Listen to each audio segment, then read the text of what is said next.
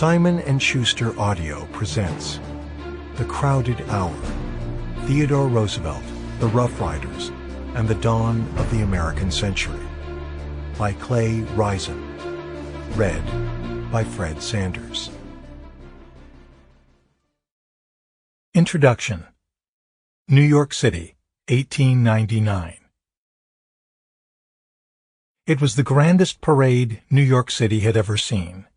It began with the ships, 243 of them, battleships, cruisers, torpedo boats, armored yachts, practically every ship in the American Navy, alongside dozens of private craft, carrying 150,000 sailors and passengers, gathered in the early evening of September 29, 1899, off the eastern coast of Staten Island, to celebrate the American victory in the Spanish-American War a year before.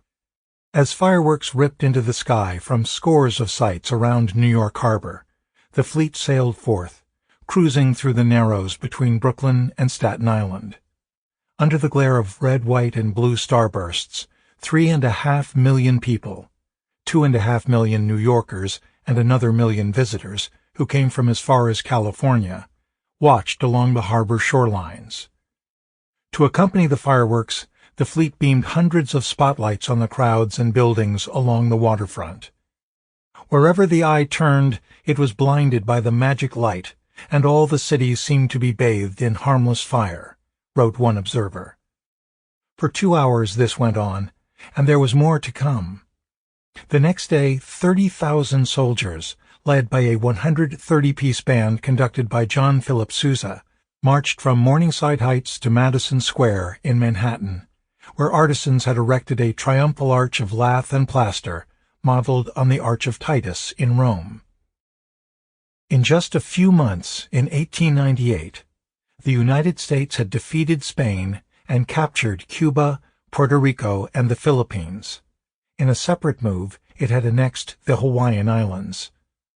The United States and Spain had signed a peace treaty at the end of the year, but it took 9 more months to coordinate a celebration with so many men and so many ships, some deployed halfway around the world, to meet in New York.